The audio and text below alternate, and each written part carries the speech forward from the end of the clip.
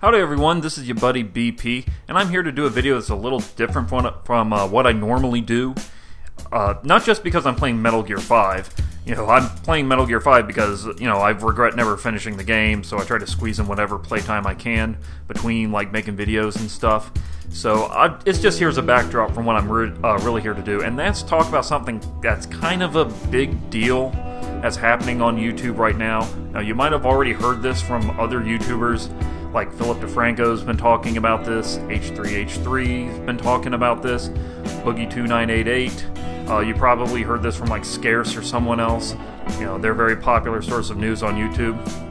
But for those of you who don't know what I'm talking about here, there has been this sort of wave of demonetizing videos that YouTube has been undergoing in the past few days. And to clarify what I mean by that is YouTube has implemented these new policy changes. Well, it's hard to say if you can call it a policy change, because what YouTube's explanation is that they haven't changed any policy and they're just enforcing the rules that are already there. In a way, yes, they are, but they're doing it in a way that has a huge impact on YouTubers' ability to monetize their content on YouTube, and they rolled it out very suddenly without any sort of heads up. Now, you might be thinking, Bob, I don't have a channel on YouTube, I don't make content, I just, watch videos, occasionally I might just leave a like or a comment, and that's fine, that's okay, but you should probably learn about this too. You really should dig in deep as to what's going on right now, because even though this might not affect you in the sense that you don't make content, it does affect the sort of content that you probably enjoy on YouTube, because what YouTube is doing right now kind of jeopardizes that content's ability to stay relevant on the site. Now, what's happening is YouTube is trying to... The thing is, Google owns YouTube, and while it's profitable, I believe it's profitable, but the thing is, it's just barely profitable. And as a result of this, they've been trying to make it... They've been trying to, I guess for a lack of a better expression, make a lady out of YouTube. They're trying to make it a more advertiser-friendly site, which is okay in concept, because we can attract better companies to advertise their goods and their services on our site, which means to more ad revenue, so more money for YouTube means more money for the content creators, and everybody wins.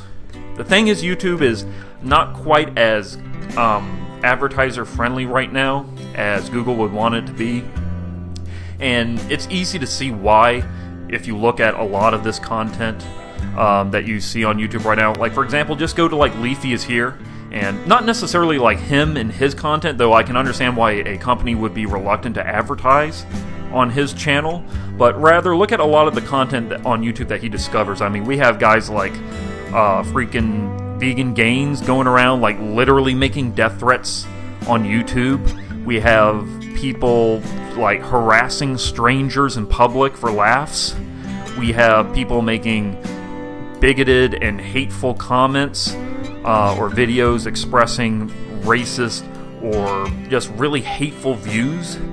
And you have all of these kinds of videos on this channel, and advertisers look at that and they think, I don't know, I don't want to have my, ad for a luxury sedan, to be featured before a video of some fedora-wearing, overweight neckbeard making out with his anime waifu body pillow thing. They don't want their brand associated with that. And let's face it, the kind of people who would want to watch that probably aren't in the market for a luxury vehicle. And they're trying to get rid of that kind of content, or at least they're trying to mitigate that. And I guess, in principle, it's okay to take a sort of clean-up approach to YouTube and, get rid of some of the stuff that's really dangerous and hurtful to the YouTube community.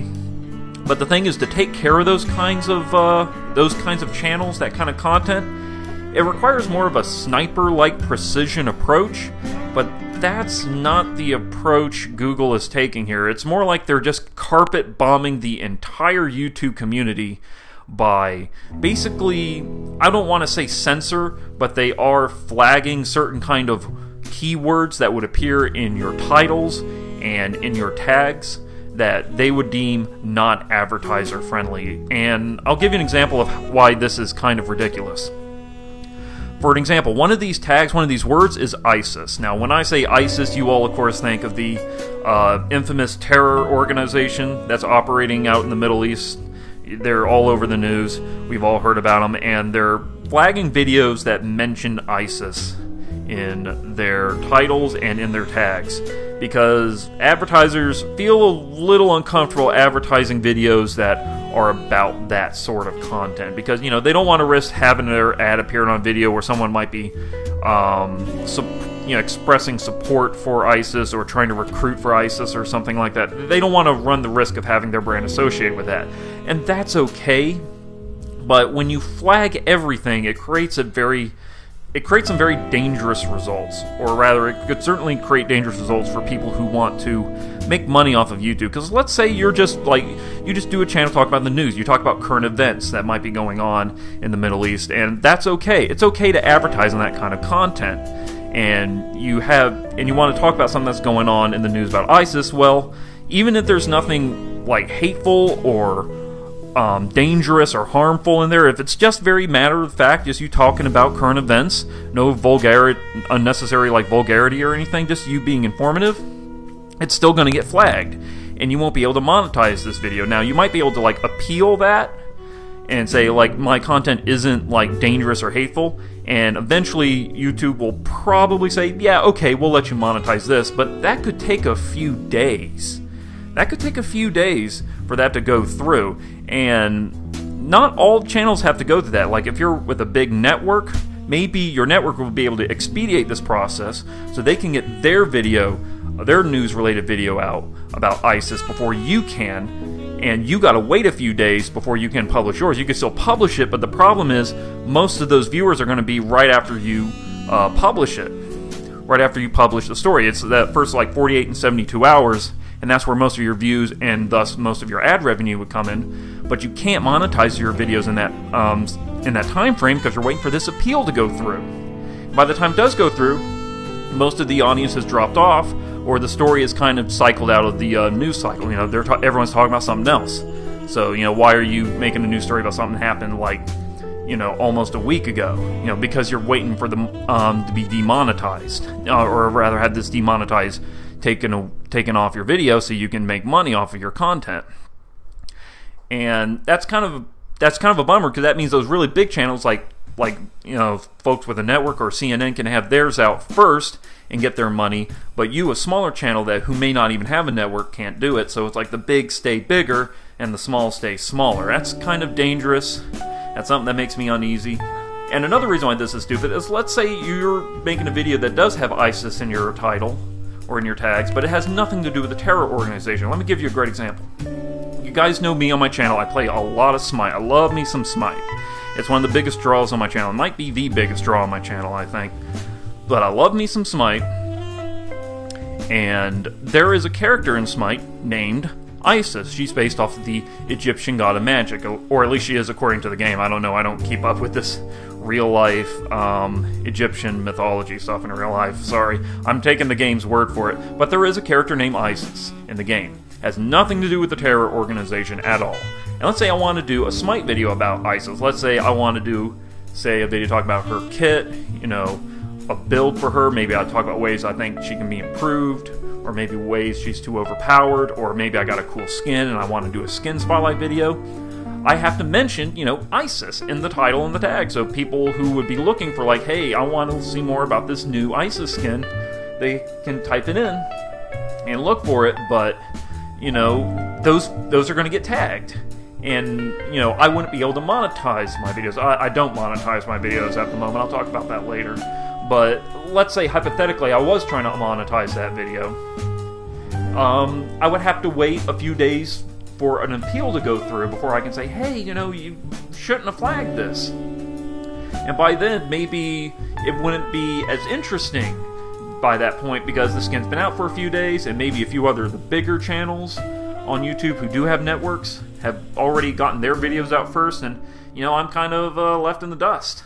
If I want to compete and make money off my videos to monetize it, I got to get it out while people are paying attention the most, so I can attract the most views. You know what I'm saying? But I can't do that because I got to wait for this appeal to go through, and before I can monetize my video. And it shouldn't have even been flagged in the first place, because it had nothing to do with the terror organization. I'm talking about a character in Smite. You know, it's asinine in that point of view. And there's another problem that this brings up, and that's censorship, because in a way this is de facto censorship. And let me give you an example of what I'm talking about. Again, with Smite, I play with subscribers all the time. I was playing subscribers the other night. I recorded some footage of me doing that, so I'll have that video up very soon. But in that video, like with a lot of videos when I'm playing with subs, sometimes we get a little excited, and the language gets a little salty. Normally I try to avoid using vulgarity, but you know, it just the way the game is. You know, sometimes things get really exciting, or you know, you start raging or doing something like that, and you start swearing. And usually those are the most entertaining parts of the video, when emotions start running high and people start doing interesting things. And, you know, crazy stuff happens in the game. Those are usually the best parts. Well, if I start making videos that aren't, like, kid-friendly, which is a part of what YouTube is also trying to do, they're trying to cater to more family-friendly type content. You know, if I start having lots of vulgarity in my videos, am I going to risk not being able to monetize those at all? Would I still have to wait and appeal them? And if I can't appeal that, if I can't monetize with dirty language in my videos at all, then what next? Do I have to censor? Do I have to go in and beep every use of vulgarity out of my video? You know, that's a little bit more work for me, and I kind of don't want to do it. I try not to censor people. You know, I try not to do that. Like, you know, I do try to keep language to a minimum, but if someone says it, I'm not going to, like, beep it out. Because, like I said, I try not to censor people. I try not to be everyone's mom and dad and tell them what they can and can't play, or can and can't say or do, you know. I just try to have fun and keep the drama away, you know. Try not to be judgmental. That's just sort of my approach here. But, you know, am I going to have to do that now if I would want to monetize those videos? Again, I don't monetize on my channel, but hypothetically speaking, if I did, is this what I'm going to have to do? Am I going to have to go in and beep everything out? Is that even going to be enough? What if they say, no, you can't just beep it out? You know, if it's applied, then it's, you know, just as bad. It's still not family friendly. Am I just going to have to go out and edit all of the vulgarity out of my videos? Usually a lot of times when people start cussing is, on, like I said, on the interesting parts. When things go wrong, and you start raging, and you start getting real mad, you know how it is. And it's also in the exciting parts, like maybe say someone gets like a quadra kill or something, or they're going on a huge kill streak, or, you know, something like that. You know, people get excited, they get pumped, and sometimes emotions run hot, and the language gets a little dirty, and that's okay. Those are some of the fun parts. Am I going to have to cut all that part out too? Am I going to have to cut out all of the good stuff now in order to monetize my video? You know, I don't like that. I don't like having to do that. And then what next? What next? Am I going to have to say, hey guys, if you want to play video games with me, if you want to be featured on a video, then you can't use dirty language. You know, you got to keep it PG. You know, am I going to have to do that now? Am I going to have to say, hey, you know, be everyone's mom and dad and say, you can't say this and you can't do that because you doing that makes you a liability to me? I don't want to do that. I don't want to be someone who has to do that. I want, you know, playing with subscribers to be a part of what I do on my channel. And, you know, this new approach to saying what can and cannot be monetized, this sort of scattergun approach where everything is just scrutinized by default, you're just guilty until proven innocent. I don't know. It feels like they run the risk of driving away the best parts of YouTube. You know, it's like throwing the baby out with the bathwater. Know what I'm saying? They're trying to get rid of all the channels that they don't want, all the kind of content they don't want to have featured on their channel and be monetized. And, you know, from a business point, I understand that. I respect that. But I mean, there's a lot of some of the best channels on YouTube, you know, they're not meant for kids. Yes, I know, you know, all the stuff like Minecraft videos and toy unboxing and, you know, crap like that. I understand that's very popular and it makes a lot of money. And you know what? There's a place for that kind of content on YouTube as well. You know, YouTube needs to be profitable and that helps them be profitable. So, you know, and it's not hurt. I don't feel like it's hurting me directly, so I try not to judge and say, oh, you shouldn't be able to do that kind of content. But it seems like that's what they want everything to be now on YouTube with this type of approach. It's like they're not, it almost leaves me with the feeling like they're not going to be happy until YouTube is nothing but like Nick Jr. meets QVC, and it's all unboxings and makeup tutorials and, you know, goofy stuff for kids. And yes, I know there's a lot of the stuff like the horrible softcore porn kissing prank videos. I know that stuff's got to go if we're gonna, you know, make YouTube a profitable place, not just for, you know, Google, but for content creators as well. But, you know, in order to stay profitable, we have to keep around the channels that are good, that are keeping quality content, and not everything has to be G-rated. There's a lot of those people who want to advertise on YouTube, you know, they wouldn't have any problem advertising their content, I imagine, on a show like South Park or Walking Dead, that are very much so not meant for kids, you know, and that's okay. You know, there's a place on YouTube for that content too, and for that content to be monetized. You know, there's an audience out there that are just not interested in, you know, just makeup and toys and crap. And, you know, Minecraft, you know, there's, you know, people who have, you know, who are in the market for like those luxury vehicles, and they want to, you know, see what's out there on the market. And, you know, these companies want to get their product out there. That's fine. But you need good content too. You just can't get rid of the bad stuff. You got to keep the good stuff around too. And this is running the risk of scrutinizing those quality content creators out of YouTube, because they won't be able to effectively monetize that that quality, entertaining content that has helped make this channel profitable in the first place. And like I said, I don't monetize at the moment. I'm just speaking hypothetically for myself. I'm too small to monetize. I'm under 1,000 subs. I could monetize, and maybe I'd get like $2 or $3 a month, but that's not worth it to me. As far as I'm concerned, that's just like another W-2 I'm gonna have to fill out come tax season, and you know, I was like, you know, screw that. But one day I might be. One day I might have, you know, sub count in like the tens of thousands or the hundreds of thousands. Who knows? Maybe more.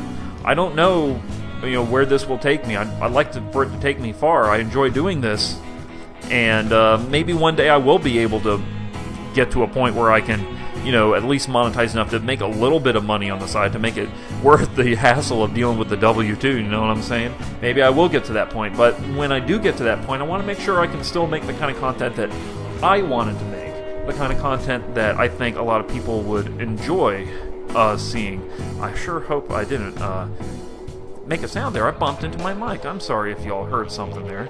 But yeah, I got a little sidetracked there.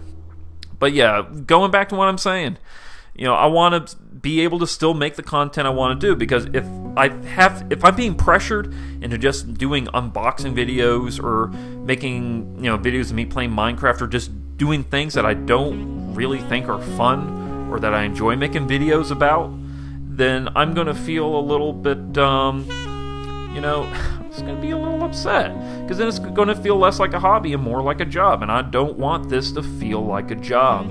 You know, I want this to be something I can enjoy, and maybe one day, if I'm lucky, I can be good enough at it to make some money on the side with it. I want it to be that, and I think these policy changes, while their heart's in the right place, in execution, I don't think it's the right decision. I think they're going about this all wrong. I hope this outcry in the YouTube community helps Google go back and reassess this and say, okay, maybe we're being a little too scrutinizing here. Maybe we should do this better. I hope they do. And I hope this has enlightened you a little bit as to my feelings on this controversial situation that's going on in YouTube. Or at the very least, maybe you enjoyed this Metal Gear content. Who knows? I sure do love Metal Gear. I wish I could do a whole Let's Play, but Konami's kind of a pain in the nuts about people doing videos on their on their games. But that's a discussion for a different video. I've gone on long enough. What are your feelings on this very controversial issue going on in YouTube right now? Let me know in the comment section. I try to respond to as many people as I can. And don't forget to spank that like button if you enjoyed this video. Your support means a lot to me. And as always, y'all be good to each other, and I will see you in the next video.